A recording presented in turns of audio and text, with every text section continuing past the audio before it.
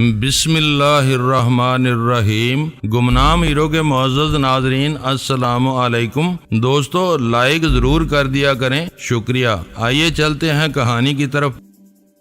میری گفتگو نے اسے اس بری طرح الجھایا تھا کہ وہ میرے نام اور وطنیت کے بارے میں اپنے تمام ابتدائی سوال بول بیٹھا تھا۔ گیپ کے بارے میں آئزک کو کی جانے والی میری پیشکش اب بھی برقرار ہے۔ میرے لیے ان کاغذوں کی اہمیت حقیر چیتڑوں سے زیادہ نہیں ہے۔ اسپیکر پر بینجمن کی آواز واقعی تحقیر امیز ہو گئی۔ وہ کاغذ آئزک کے لیے سب کچھ تھے، اس کے کسی ذاتی کام کے لیے میں اس کے مشورے کے بغیر کوئی قدم نہیں اٹھا سکتا۔ پھر شاید تم واقعی گیپ کی اصلیت سے بے خبر ہو، میں نے گہرا سانس لے کر کہا۔ اس بات میں کسی شک و شبے کی گنجائش نہیں کہ میں اس کی تفصیل سے لا علم ہوں۔ مجھے بس اتنا معلوم ہے، گیپ آئزک کے لیے کوئی اہم ترین فائل تھی۔ وہ اسی فائل کے سہارے ملے ہوئے اختیارات کے تحت تم لوگوں کے مقاصد حاصل کر رہا تھا۔ وہ محض اسی وجہ سے عطاب میں آیا ہے کہ وہ اس فائل سے محروم ہو چکا ہے۔ اگر تمہاری یہ بات درست مان لی جائے تو پھر میں یہی کہوں گا کہ اس نے تمہاری صلاحیتوں کا غلط اندازہ لگایا، ورنہ وہ منہ مانگی رقم تمہارے منہ پر مار کر تم سے وہ کاغذ واپس لے سکتا تھا۔ اسے رقم کے ساتھ کوئی ہیر پھیر کرنے کی ضرورت نہیں تھی۔ گڈ، میں بھی تم کو یہی بات سمجھانے کی کوشش کر رہا تھا۔ تم آئزک سے زیادہ ذہین ہو۔ بعض چیزیں زندگی میں اتنی اہم ہوتی ہیں کہ ان کے سامنے پیسے کی کوئی وقت نہیں ہوتی۔ یہ بات سمجھ لینے کے بعد تم بھی ایک غلطی کر رہے ہو۔ میں ہر بات سوچ سمجھ کر کرتا ہوں۔ میری کسی غلطی کی نشاندہی کر کے بکرات بننے کی کوشش مت کرو۔ اس کی آواز میں بدمزگی عود کر آئی۔ وہ خود ڈیوڈ اسٹار ہے، بلکہ تم جیسے تمام ڈیوڈ اسٹارز کا سربراہ ہے۔ تم اس کی خاطر گیپ کی قیمت ادا کرنے سے اپنی جان چھڑا رہے ہو۔ اسپیکر پر اس کا ایک مختصر اور زہریلا قہقہا ابھرا، پھر اس کی آواز گونجی۔ ہم میں سے کوئی بھی اتنا احمق نہیں ہے کہ تمہاری باتوں میں آ کر گیپ یا کسی بھی چیز کی قیمت 2 مرتبہ ادا کرنے پر آمادہ ہو جائے۔ 2 مرتبہ؟ میں نے حیرت سے کہا۔ تم سے بات کرنے سے پہلے میں نے کسی سے ان کاغذوں کے لیے ایک پیسہ تک وصول نہیں کیا۔ یہاں غلطی تم سے ہو رہی ہے۔ ضروری نہیں کہ کسی چیز کی قیمت صرف ڈالروں ہی میں ادا کی جائے۔ آئزک قید و بند کی صحبت اٹھا کر ان کاغذوں سے محرومی کی باری ترین قیمت ادا کر رہا ہے۔ پھر میں 2 کوڑی کے ان کاغذوں کے لیے اپنا وقت اور سرمایہ کیوں برباد کروں؟ اس کے جوابی سوال نے لمحہ بھر کے لیے مجھے چکرا کے رکھ دیا۔ مجھے اس کی طرف سے ذہانت کے ایسے برجستہ اظہار کی ذرا بھی امید نہیں تھی۔ میں نے سنبھالا لے کر پوچھا، تو وہ کاغذ حاصل کر کے اپنے دوست اور سربراہ کو اس مصیبت سے نکالنے کا کوئی ارادہ نہیں رکھتے؟ وہ میرے سوال میں پوشیدہ مفہوم کو فوراً بھانپ گیا اور کسی توقف کے بغیر بولا، یہ نہ سمجھنا کہ میں اسے مشکل میں گرا ہوا چھوڑ کر اس کی جگہ پر فائز ہونے کا کوئی احمقانہ خواب دیکھ رہا ہوں۔ ہم سب ایک دوسرے کے لیے ایک جان ہزار کالب ہیں، مگر ہمارے فیصلے عقل سے آری یا جذباتی نہیں ہوتے۔ تم ڈینی ہو یا عباس کرمانی، مجھے قائل کر دو کہ وہ کاغذ اب بھی آئزک کے کسی کام آ سکتے ہیں تو میں تم سے تمہاری شرائط پر ان کا سودا کر لوں گا۔ ان کاغذوں سے محروم ہو کر وہ اس حال کو پہنچا ہے۔ کاغذ مل جانے کے بعد اپنی پرانی پوزیشن پر واپس لوٹ آئے گا۔ یہ سیدھی سی بات تمہاری سمجھ میں کیوں نہیں آ رہی؟ میرے نادان دوست، مجھے گنچا دینے کی کوشش مت کرو۔ خفیہ کاغذوں کا اعتبار اسی وقت تک قائم رہتا ہے جب تک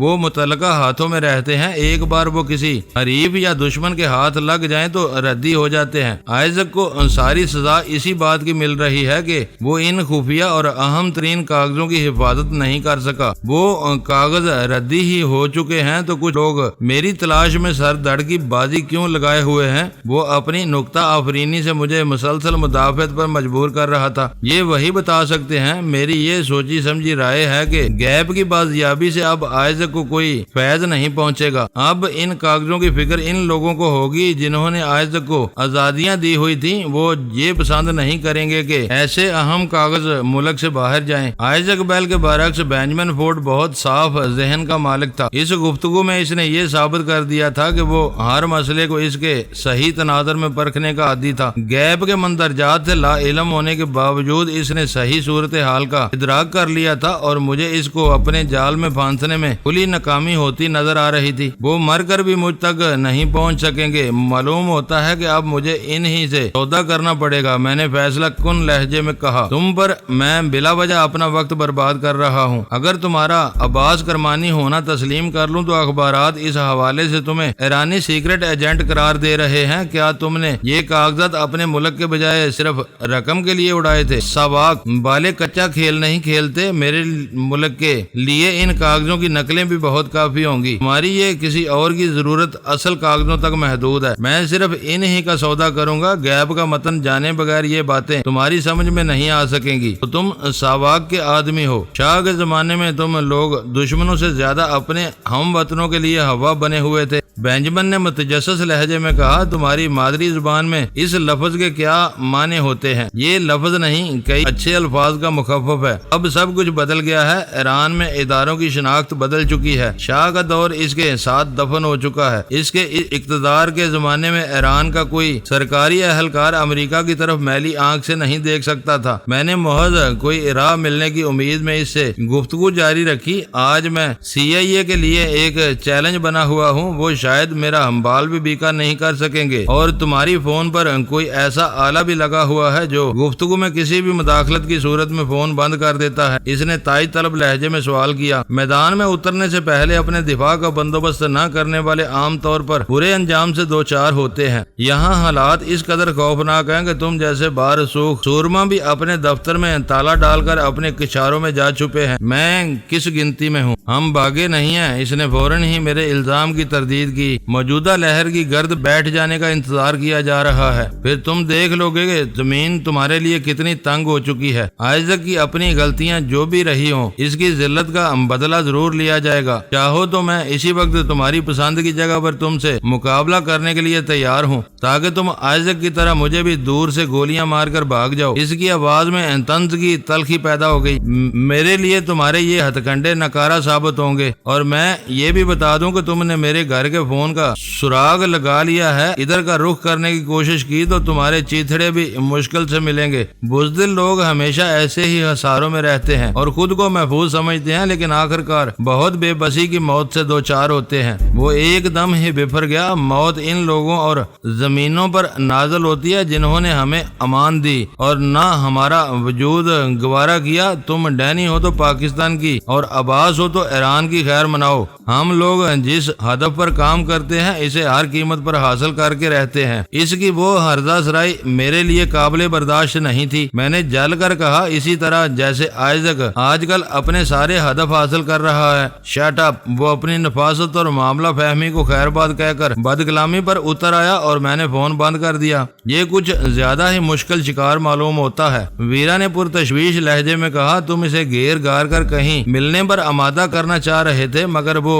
تمہاری چال سمجھ رہا تھا۔ یہ ناکامی ہوئی ہے، لیکن غیب کے بارے میں اب میرا ذہن صاف ہو گیا۔ وہ کاغذ اب آئزک کے کسی کام نہیں آ سکیں گے۔ وہ حالات اور شہادتوں کی بے رحم چکی میں پستا ہوئی چلا جائے گا۔ غیب کی تلاش اب صرف CIA یا دوسری ایجنسیوں کے ذمہ ہوگی۔ اس کی باتوں سے ظاہر ہو رہا تھا کہ ڈیوڈ اسٹارز کے پاس سوچنے اور کام کرنے والے دماغوں کی کمی نہیں ہے۔ وہ آئزک کا ایک بہتر متبادل ثابت ہوگا، ویرا بولی۔ اس سے ہونے والی گفتگو نے میرے ذہن میں آگ سی بھر دی ہے اور دل چاہ رہا ہے کہ اس کی شیخیوں کا اسی وقت منہ توڑ جواب دیا جائے۔ میں نے مضطربانہ لہجے میں کہا، میجر جنجوا سے اس کا فون نمبر مل گیا، مگر پتہ ہاتھ نہیں لگ سکا۔ میرا آخری فکرہ سنتے ہی ویرا یوں چونکی جیسے اسے کوئی بھولی ہوئی بات یاد آ گئی ہو۔ پرخیال انداز میں زیر لب کچھ بڑبڑانے کے بعد وہ بولی، ابتدائی ہندسوں سے ظاہر ہو رہا ہے کہ بینجمن کے فون کا تعلق کوئنز کے علاقے سے ہی ہے جہاں جینی رہتی ہے۔ ٹھہرو، میں نمبروں والی ڈائریکٹری دیکھتی ہوں۔ اس کی زبان سے جینی کا نام سن کر میرے ذہن میں بھی ایک دریچہ کھل گیا۔ ڈائریکٹری دیکھ لو، کام بن جائے تو اچھا ہے، ورنہ ہم ابھی جینی کی طرف چلتے ہیں۔ اس بیچاری کو تم نے بری طرح نظر انداز کیا ہوا ہے۔ خطرات ٹل جانے کے بعد تمہیں پہلی فرصت میں اس سے ملنا چاہیے تھا۔ ڈائریکٹری تلاش کرتے کرتے اس نے نظریں اٹھا کر مجھے گھورا اور تیکھے لہجے میں بولی، وہ یکا یک اس موقع پر کیسے یاد آ گئی؟ کیا ایک بار پھر اسے استعمال کرنے کا ارادہ ہے؟ میں نے ایک مرتبہ بھی اسے استعمال نہیں کیا۔ اب تک جو کچھ ہوتا رہا اس کی کی تجویز تمہاری طرف سے آتی رہی تھی، میری حیثیت تمہارے پیغام رساں سے زیادہ نہیں تھی۔ ڈائریکٹری کی تلاش میں ناکامی پر ویرا نے کال بیل کا بٹن دبایا اور بولی، تھوڑی دیر بعد ہم تینوں یکجا ہوں گے تو سب کچھ سامنے آ جائے گا۔ فون پر وہ مجھے چکر دے سکتی ہے لیکن روبرو اپنے دل کا چور مجھ سے نہیں چھپا سکے گی۔ اسی لمحے مائک اپنے لباس کے اگلے حصے پر ایپرن باندھے کمرے میں گھس آیا۔ خلاف توقع اس کی آمد پر میرا منہ بن گیا اور میں نے تلخی سے پوچھا، تمہیں اپنے کمرے میں ہونا چاہیے تھا، اس وقت تم یہاں کیا کر رہے ہو؟ میں اپنے کمرے میں ہی تھا جب تم اسپیکر فون پر کسی سے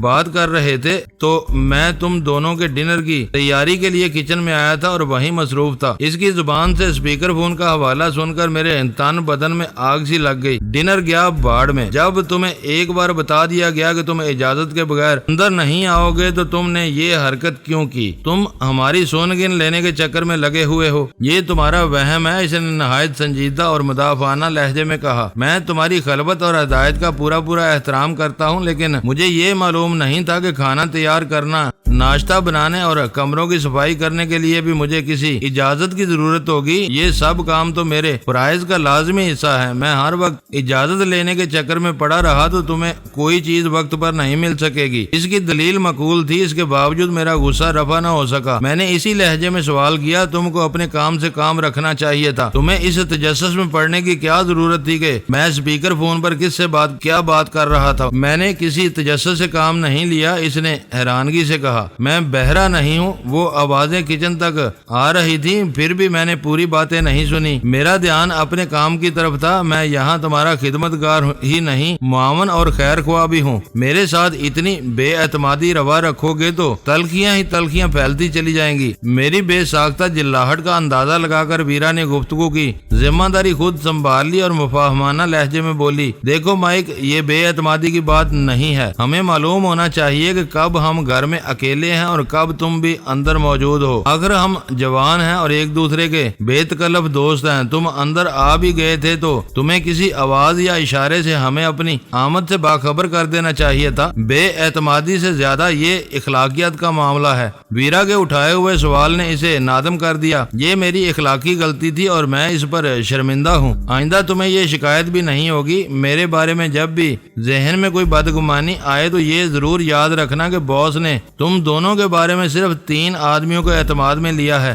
اور میں ان میں سے سب سے پہلا تھا۔ اب ذرا نیو میریکل ڈائریکٹری دو، وہ کہیں نہیں مل رہی۔ ویرا نے مسکرا کر وہ قصہ ختم کر دیا۔ دوسرے کمرے میں ہے، مائک نے کہا اور فرما بردارانہ انداز میں سر جھکا کر تیزی سے ہماری خوابگاہ سے نکل گیا۔ اس وقت تم نے بلا وجہ ہی اسے لتاڑا ہے۔ بلیک ڈیڈ کے آدمیوں کے ساتھ اتنا جارحانہ رویہ ٹھیک نہیں ہے۔ اس کے چلے جانے پر ویرا نے دھیمی آواز میں کہا، اس کی زبان سے اسپیکر فون کا ذکر سن کر مجھے یوں محسوس ہوا جیسے وہ مجھے جتانے کی کوشش کر رہا ہو۔ میں نے بھی سرگوشیانہ لہجے میں کہا، اچھا ہوا کہ تم نے بات سنبھال لی۔ مائک ڈائریکٹری کی کئی موٹی اور وزنی جلدیں لے کر آیا اور اس نے میز پر رکھ دی۔ اب میں رات کے کھانے اور باورچی خانے کی صفائی تک یہیں موجود رہوں گا۔ اس دوران میں زیادہ جذباتی ہونے کی کوشش نہ کرنا۔ مائک نے واپس لوٹتے ہوئے ہلکی سی مسکراہٹ کے ساتھ کہا اور چلا گیا۔ اس کا وہ مفاہمانہ رویہ قابل تعریف تھا۔ ویرا ڈائریکٹری کی مطلوبہ جلد سنبھال کر تیزی سے اس کی ورق گردانی کر رہی تھی۔ مختلف علاقوں کے ترتیب وار چھپے ہوئے فون نمبروں کا کئی مرتبہ جائزہ لینے کے بعد اس نے مایوسانہ لہجے میں اپنی ناکامی کا اعتراف کر لیا۔ مجھے پہلے ہی شبہ تھا کہ تحفظ اور رازداری کے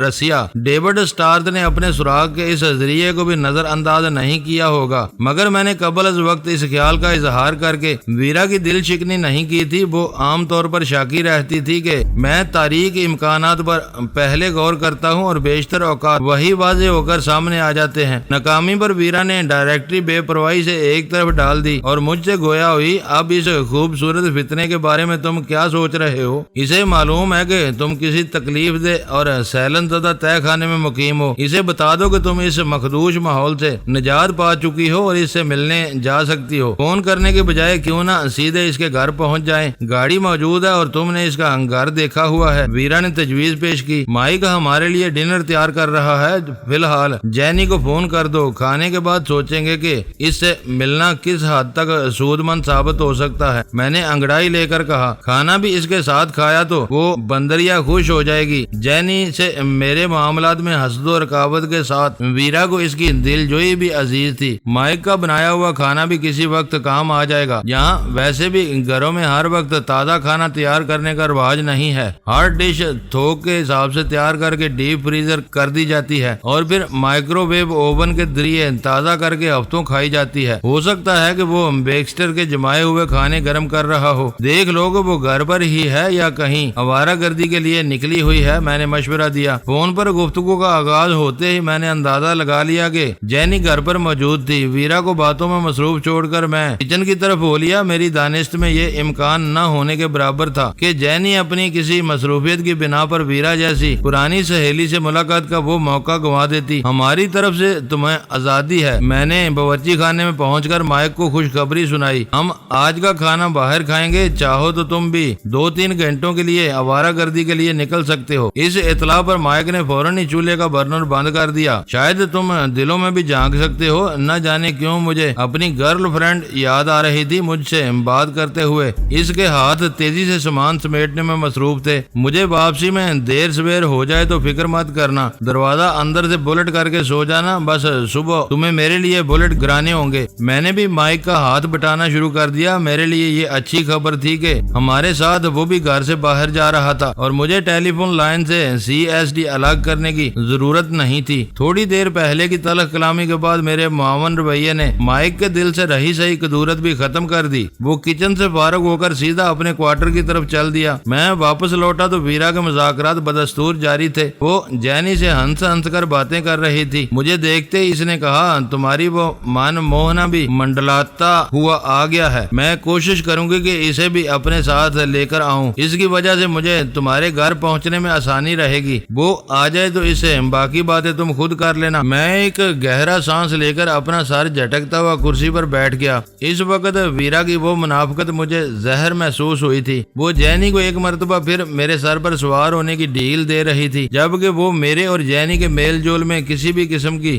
گرم جوشی پر کھل کر اپنی ناپسندیدگی کا اظہار کر چکی تھی۔ اسے علم نہیں تھا کہ پاکستان بھیجے جانے والے پرزوں کی نقل و حمل کی تفصیل حاصل کرتے ہوئے جینی کے گھر میں میرے اور اس کے مراسم کن حدود کو چھو چکے تھے۔ ویرا اسے بیوقوف بنانے کی کوشش کر رہی تھی، جبکہ جینی کو میرے ذریعے اس کے تنگ دلانہ خیالات سے پہلے ہی واقفیت ہو چکی تھی۔ مجھے امید تھی کہ اس سہ فریقی ملاقات کے نتیجے میں ہم تینوں کے درمیان کوئی کشیدگی پیدا نہیں ہوگی۔ مائک کو اپنی گرل فرینڈ سے ملنے کی ایسی اجلت تھی کہ وہ گیراج سے گاڑی باہر نکال کر ہم سے پہلے گھر سے نکل کھڑا ہوا۔ CSD کو میں نے پہلے ہی اس طرح نصب کیا تھا کہ اسے آسانی سے دیکھنا یا تلاش کرنا ممکن نہیں تھا۔ چلنے سے پہلے اس پر ایک نگاہ ڈال کر میں نے کمرے کی روشنیاں گل کر کی اور باہر آ گیا۔ گاڑی کی چابی اگنیشن میں موجود تھی، احاطے کا پھاٹک کھلا ہوا تھا۔ وہاں یہ دھڑکا نہیں تھا کہ مکینوں کی کسی غفلت کی وجہ سے کوئی گاڑی اڑا لے جائے گا۔ مجھے مین ہیٹن سے زیر آب سرنگ کے ذریعے کوئنز میں داخل ہونے کے بعد جینی کے گھر کا راستہ یاد تھا جو میں نے ایک ٹیکسی میں طے کیا تھا، لیکن اپنی قیامگاہ سے وہاں تک کے راستے اور فاصلے کا مجھے کوئی اندازہ نہیں تھا۔ میرے جانے بوجھے مقام تک رہنمائی کی ذمہ داری ویرا نے اپنے سر لے لی تھی۔ میں اس کے بتائے ہوئے خوبصورت اور کشادہ راستوں پر نیو یارک کی متوول اور اوسط درجے کی آبادیوں کے درمیان کافی دیر تک ڈرائیونگ کرتا رہا۔ طویل اور پرپیچ راستوں سے گزرنے کے بعد ویرا نے آخر کار مجھے اس جانی بوجھی شاہراہ پر پہنچا دیا جہاں بلیک ڈیڈ نے آئزک بیل پر ناکام قاتلانہ حملہ کیا تھا۔ اس وقت ہم Queens mid town express way میں مین ہیٹن کی طرف سفر کر رہے تھے۔ مقررہ جنکشن آتے ہی میں نے گاڑی داہنی طرف لی اور ذرا سی دیر بعد ہم جینی کے گھر پہنچ گئے۔ وہ ویرا سے جینی کی پہلی ملاقات تھی۔ جینی گرم جوشی سے اس سے بغل گیر ہو گئی۔ میں ویرا کے پیچھے تھا۔ جینی اس سے گلے ملتے ہوئے مجھے آنکھوں سے عجیب و غریب اشارے کرتی رہی۔ میرے پاس ایک دل فریب مسکراہٹ کے سوا اس کے اشاروں کا کوئی جواب نہیں تھا۔ ویرا سے فارغ ہو کر جینی میری طرف لپکی تو میرے اوسان خطا ہو گئے۔ اس کے تیوروں سے ظاہر ہو رہا تھا کہ وہ مجھ سے بھی ویرا جیسا سلوک ہی کرے گی، مگر غنیمت ہوا کہ اس نے مجھ سے ایک طویل مسافے پر ہی اکتفا کیا اور پھر ہمیں ساتھ لے کر گھر میں داخل ہو گئی۔ ویرا اور جینی میں بظاہر زیادہ فرق نہیں تھا۔ دونوں جوان، خوبصورت، لاابالی اور غیر شادی شدہ تھی، مگر ویرا کی زندگی کا ڈب کچھ عجیب ہی تھا۔ وہ گھرداری اور گھر سے ہمیشہ دور بلکہ نالاں سی رہی تھی۔ جینی کے پرتعیش اور آراستہ مکان کو دیکھ کر وہ بے ساختہ تعریفیں کیے بغیر نہ رہ سکی۔ اتنا بڑا پورا پورا اور آراستہ مکان بنایا ہے تم نے، کسی چیز پر گرد و غبار کا نام و نشان تک نہیں ہے۔ یہ میرا نہیں، میری ہاؤس کیپر کا کمال ہے، نفاست اس کے مزاج میں کوٹ کوٹ کر بھری ہوئی ہے۔ جینی نے فخریہ ہنسی کے ساتھ بتایا۔ تو کیا وہ تمہارے ساتھ ہی رہتی ہے؟ ویرا نے چونک کر پوچھا۔ نہیں، اس کے پاس گھر کی چابی رہتی ہے، میرے دفتر جانے کے بعد آتی تھی اور اپنا کام کر کے چلی جاتی تھی۔ اب 2 روز سے میں گھر میں ہی ہوں تو اس سے ملاقات ہو رہی ہے۔ اس چھوٹے سے خوابوں کے جزیرے میں وہ اپنے بوائے فرینڈ کو ضرور لاتی رہی ہوگی۔ لاتی رہے، جینی شانے اچکا کر مترنم آواز میں ہنسی۔ اگر وہ چور نہیں ہے اور ان دونوں کی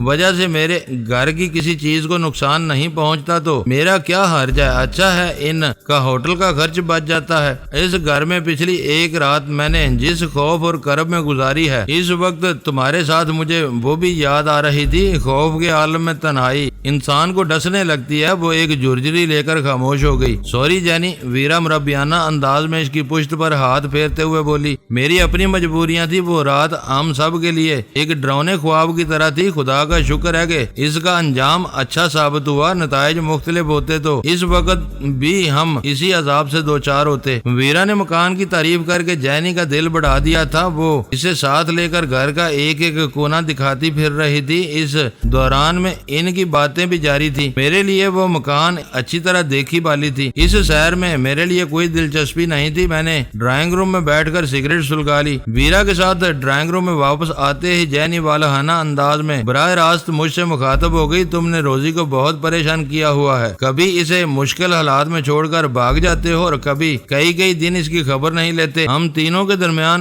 ناموں کا بھی ایک عجیب گورکھ دھندا چلا ہوا تھا۔ وہ دونوں عورتیں ایک دوسرے کی پرانی شناسا اور مزاج آشنا تھی، لیکن ویرا نے مجھے اسلم خان عرف رمضان بنا کر اس سے ملاقات کے لیے بھیجا تھا اور جینی کے سامنے میری زبان سے روزی ہی کہلوانا پسند کرتی تھی۔ اس پیچ در پیچ جھوٹ سے ویرا کا مقصد صرف اتنا تھا کہ وہ نیو یارک میں میرے ساتھ اپنی موجودگی کو خفیہ رکھنا چاہتی تھی، مگر جینی اس کے اندازوں سے کہیں زیادہ چالاک تھی۔ رنگس کے دفتر میں اس سے ہونے والی میری پہلی ملاقات کافی مختصر تھی، لیکن وہ اسی لمحے سے مجھ پر مائل بے کرم ہونے لگی تھی۔ پھر اس نے رنگس کے ذریعے پاکستان بھیجے جانے والے ایٹمی پلانٹ کے پرزوں کی نقل و حرکت کی اطلاعات دینے کے بہانے مجھے اپنے گھر بلایا تو بے تکلفانہ خلوت میں اس نے پورے وثوق سے دعویٰ کر دیا کہ میں ڈینی ہی تھا۔ جینی نے میرے لیے انکار کی گنجائش چھوڑی تھی، نہ وہ اقرار کا موقع تھا۔ ہمارے درمیان یہ مفاہمت ضرور ہو گئی تھی کہ ویرا کے سامنے جینی مجھے وہی سمجھتی رہے گی جو ویرا اسے سمجھانا چاہتی تھی۔ تم روزی کی پرانی سہیلی ہو، یہ بات مجھ سے زیادہ جانتی ہوگی کہ روزی مردوں کو اپنے پاس بلانے اور پھر بگانے کے فن میں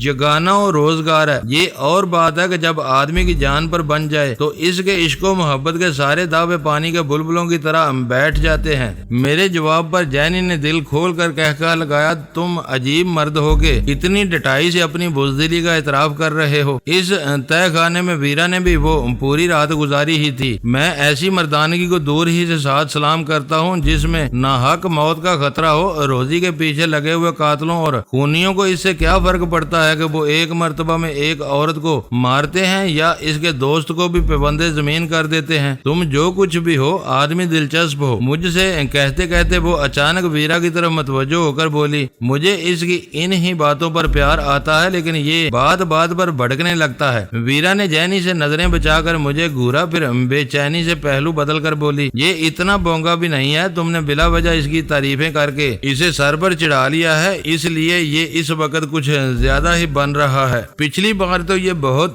دیر تک تمہارے ساتھ رہا تھا اور رات گئے جھومتا جامتا واپس پہنچا تھا۔ یہ راستے میں کسی شراب خانے میں گھس گیا ہوگا، یہاں سے تو بالکل ٹھیک ٹھاک نکلا تھا۔ جینی نے مسکرا کر کہا، اچھا ہوا کہ تم اسے اپنے ساتھ لے آئیں، تھوڑی دیر کے لیے کمرے میں بند کر کے پوچھ گچھ کرو گی تو اس کی ساری کلئی کھل جائے گی۔ مجھے نظر آ رہا تھا کہ گفتگو کا وہ رخ ویرا کے لیے تکلیف دہ ثابت ہو رہا تھا۔ اس نے اپنی کھوپڑی پر قابو پانے کی بجائے فوراً ہی موضوع بدل دیا، جینی اب کھانے کا بندوبست کرو، یہ فضول باتیں بعد میں بھی ہو سکتی ہیں، بھوک سے میرا دم نکل رہا ہے۔ جینی نے ایک مرتبہ پھر کہا لگایا۔ ہم لوگوں سے مل کر وہ بات پر کھلی پڑ رہی تھی۔ ہنسی تھمنے پر اس نے ویرا سے کہا، معلوم ہوتا ہے کہ ایک مدت تک امریکہ سے باہر رہنے کے بعد تم یہاں کے سارے ادب و آداب بھول گئی ہو۔ یہاں ہر مہمان خود ہی اپنا میزبان ہوتا ہے، میں کیا بندوبست کروں گی؟ دونوں میرے ساتھ کچن میں آ جاؤ اور اپنی پسند کی چیزیں نکال کر خود ہی گرم کر لو، زبردست زبردست ڈنر کا مزہ آ جائے گا۔ میرا فریج اور ڈیپ فریزر باندھ باندھ کی ڈشوں سے بھرا ہوا ہے، تم برف جھاڑ پہنچ کر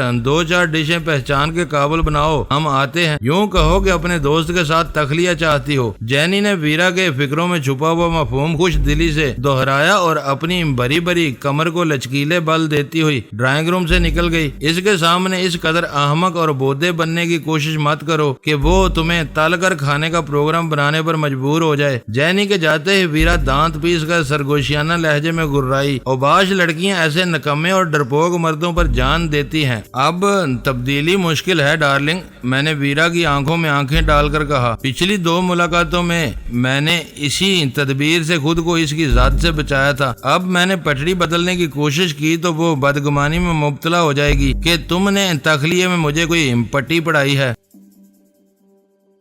دوستو ویڈیو کو لائک ضرور کر دیا کریں۔ ISI پاک آرمی زندہ باد، پاکستان پائندہ آباد۔ معزز ناظرین اپنا خیال رکھیے گا اور اپنے اس چینل کا بھی شکریہ۔